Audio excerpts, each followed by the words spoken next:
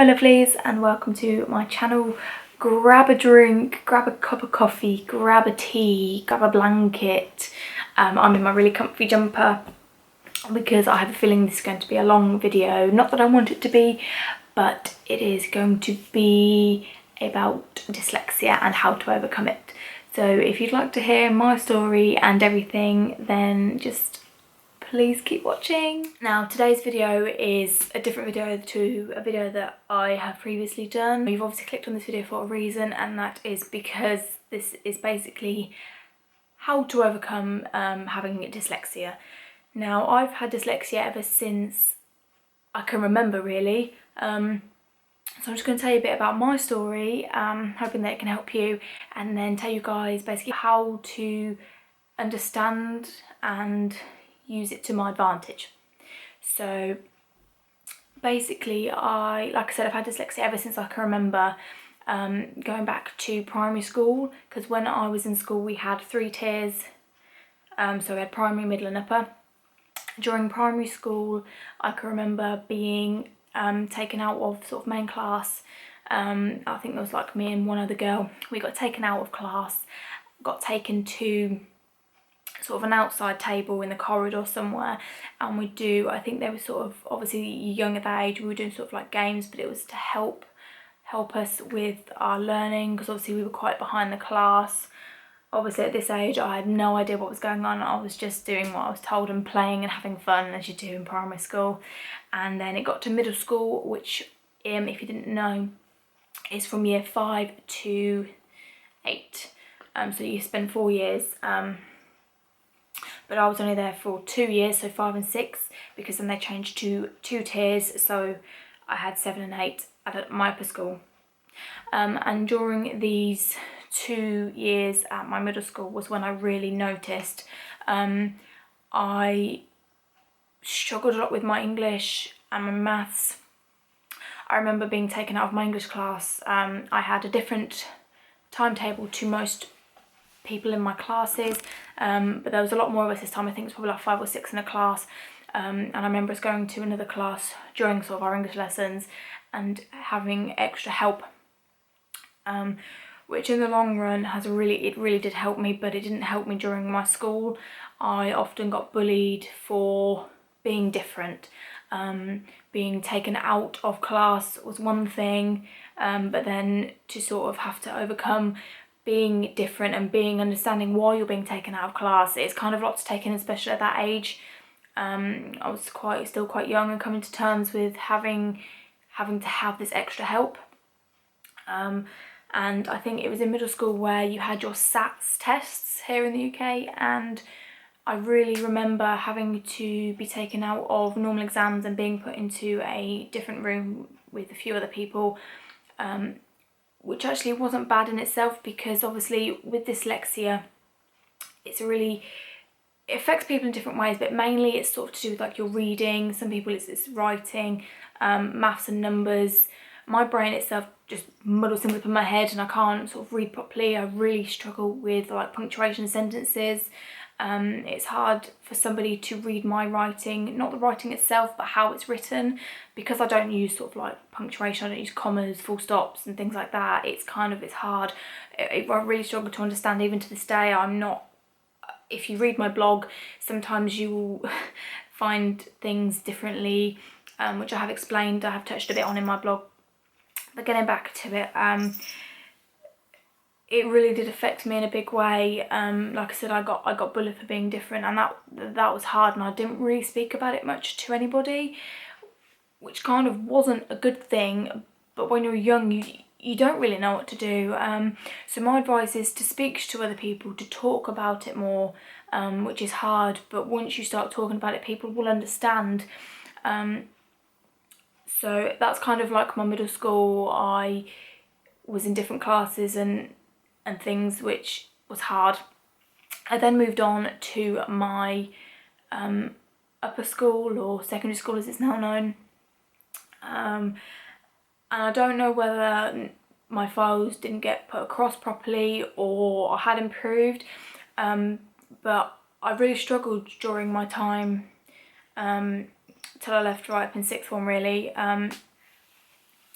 I was all in normal classes. I didn't get taken out for any classes during my time at my upper school, and I felt normal, but I really struggled. It was really hard, and people didn't really understand. They just thought I was thick, basically, which was hard, and I was often in the bottom sets of a lot of my classes, and that in itself made my confidence really drop, which is hard for somebody in school, especially because everybody is different. No two people are the same, which is amazing. Everyone has their own personality and things, but when you've got something like dyslexia, it's not something that is well spoken of, well heard of. I mean, I never really understood it till probably a few years ago.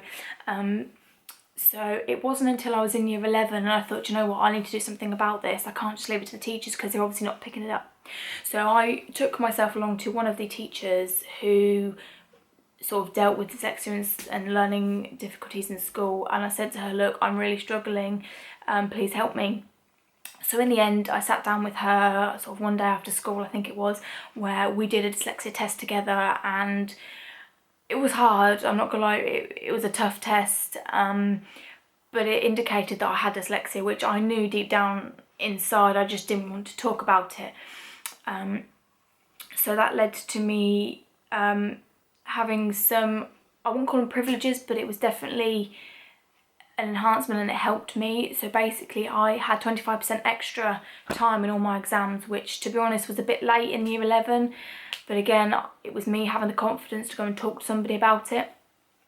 So for this, I wasn't taken out of the room for exams. I was in the same room as everybody else, so I didn't feel like I was getting special treatment or I was being picked out of the crowd. I was in with everybody else, all my classmates, all my friends, which was great. I just got that extra bit of time at the end, which actually really helped because I had the time to properly read the questions and actually understand what they're asking me, which is something I really struggled with. It was understanding what I was being asked to do. I don't know about you, but when I find exam questions, they were always long-winded, and by the time I got to the end, I'd forgotten what the beginning bit was, and I'd really struggled trying to read. And I remember talking to my English teacher about it at the time, and she helped me a lot. They're trying to understand and break the question down and write notes, which when you're doing exams, don't be afraid to write all over your book. It's yours. Just scribble away, and that's what I did. I had highlighters, I had everything in my pencil case, and I was highlighting everything and writing myself little notes, which was really helpful. Oh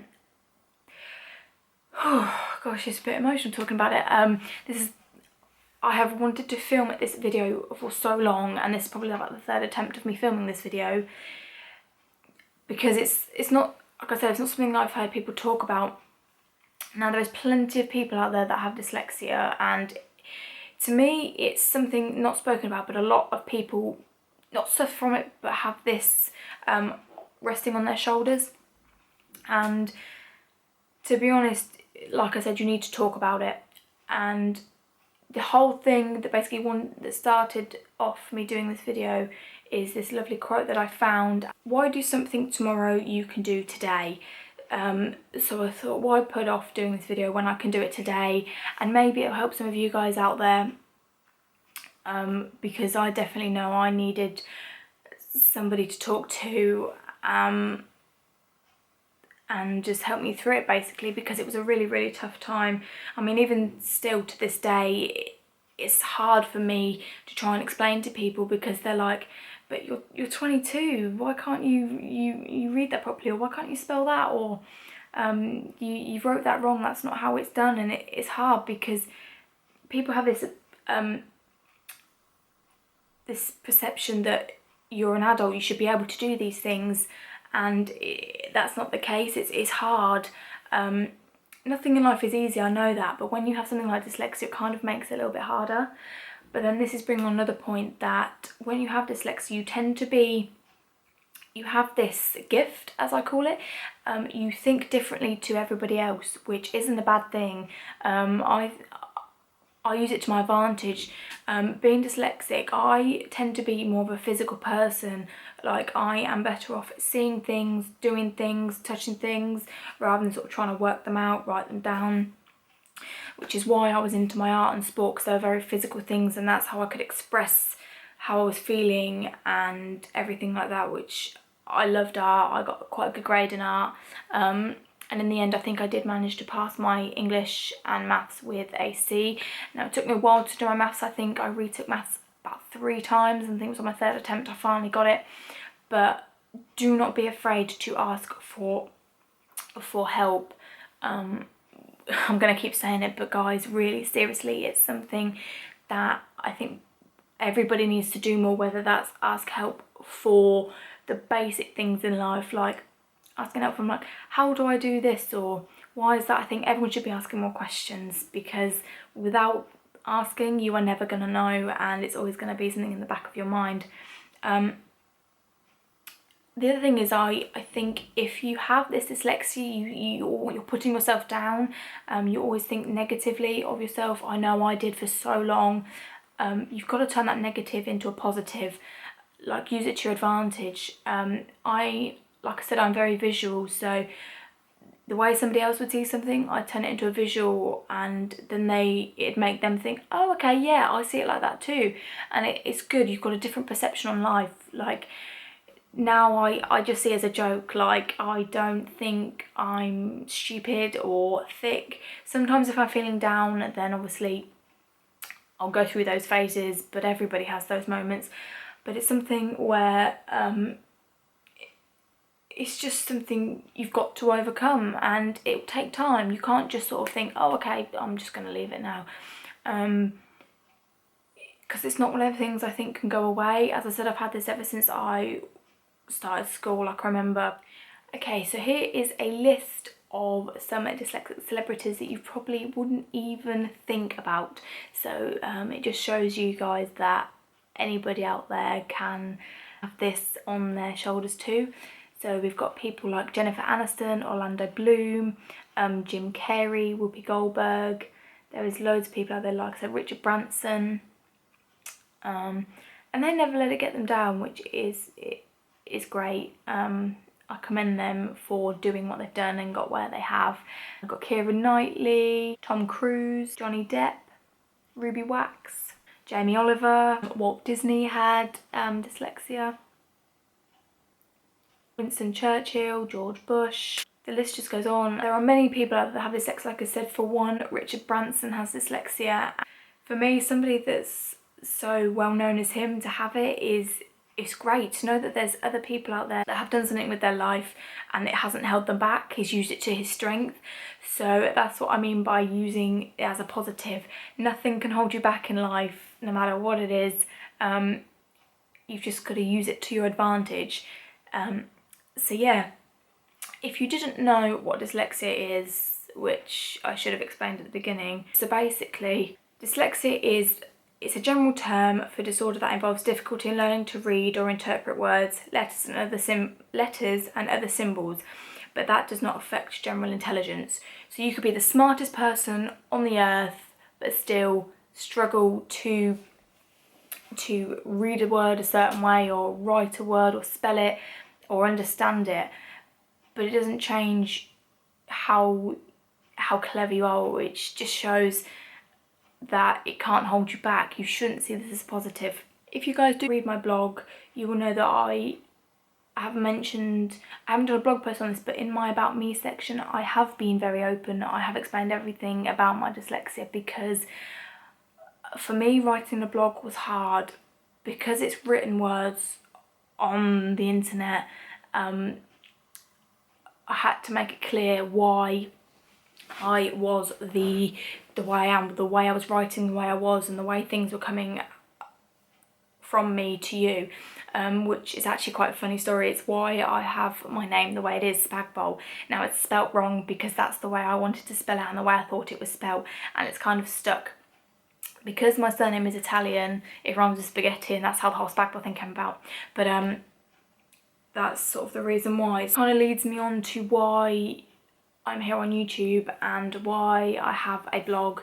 It's it's just kind of a place for me to escape and tell you my thoughts and feelings, and it's kind of something I enjoy doing. It's a physical thing, I can get my hands on it, I can do my makeup, which again brings back to the art.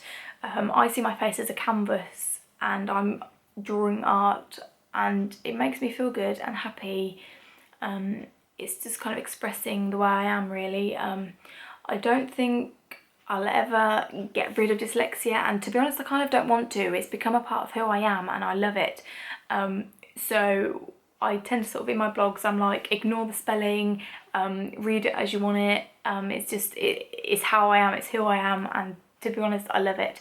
It was, as I said, hard through school, but then tell me somebody whose school life was easy, who threw fluid, who didn't have any problems. I don't think anybody out there has. If you have, please let me know. That'd be really interesting to find out. But yeah, basically, do not let dyslexia hold you back. It is a gift, and remember that. So I'm really happy that I finally managed to film this for you guys, because I know there are going to be people out there just like I was who are sitting there in silence and are struggling through. Please don't. Please go and speak to somebody and get help. It will make your life a lot easier, and ignore those people that want to put you down. They're only jealous. That's what I thought, like with the exams. They were jealous that I was getting the extra time and they couldn't get it, and that I was having extra help to them. It was definitely when I was having going back to my SATs, having my SATs and thinking, sitting in that room, and I remember, I can't remember exactly obviously the question because it was a long time ago, but I remember sitting at this one question and I was reading it and reading it for such a long time. I just couldn't work out what this one word was. So I was allowed to put my hand up and ask for help, and they would come over and read it to me and sort of try and tell me what the word meant. They obviously couldn't tell you the question, they obviously couldn't tell you the answer. It's an exam, but they could help me to a certain extent. I do remember in middle school having a different dictionary as well. I think my mum and dad may have bought me this, because obviously I found it hard to spell and do things. I haven't got it with me now, I don't think, but it was a dictionary where it was for dyslexic people, and I loved it. So how it worked was, I'll take a word, for example. So say you wanted to know how to spell the word elephant. How you break the word down, so it's an eh sound, and you look for the eh, and then you break it into syllables, so it's elephant, so it was 3 words, and then you'd find the 3 syllables under the eh sound, and then you'd find it that way, which I think it's an amazing way of looking at it, because again, that's how I see life. I'm physical, I like to see things in my head and visualise, and I'm very active. So yeah, I really hoped this helped a lot of you guys. If you would like to know more about dyslexia and a bit more about it, then leave me some comments below, and I'll do another video on this for you guys, or I can just answer you back on here, however you'd like to do it. But if you are going through the same things I was, then just feel free, send me an email or tweet me or comment below, anything you like. As long as this helped you guys, then I will be over the moon. So yeah, I'm so... See, even doing this video was a relief for me. Even though I'm talking to a camera right now, I know that you guys sitting at home watching this will be feeling how I was feeling, and you know exactly the ins and outs of your brain. And I'd just like to say a big thank you to my family and the friends who did stick by me and who did help me, because you really did help me in overcoming, getting to terms with what I have. I do feel stupid sometimes when I've spelt a word wrong or I've read a word wrong, but that's just how my brain interprets it. But now I feel in a place where I'm happy, and I don't know, I just feel like I've kicked dyslexia's butt and I've said, look, this is how I'm going to do it, and this is what you are going to do. You will listen to me. You will not rule my life. I'm going to tell you. And everyone I spoke to it has been really, really nice about it. there'll always be hard times, and you'll always get that one person or group of people that will put you down, but you just got to overcome that and be positive. So that's why I wanted to do a video on my story, and I really hope that it helps some of you guys out there. So from the bottom of my heart, thank you so much for watching this video. I really hope it helps you guys, and like I said, just drop me a comment anytime. I will help you with whatever you like, because as I said, I feel it, I'm in a place now where I feel happy enough to be able to help people from my experiences. So thank you so much for watching, guys. If you'd like to stick around and see more of me, please hit that little subscribe button down there. It'd be nice to have more of you guys here with me along my journey. So from the bottom of my heart again, thank you so much for watching, and I'll see you guys in my next video. Goodbye.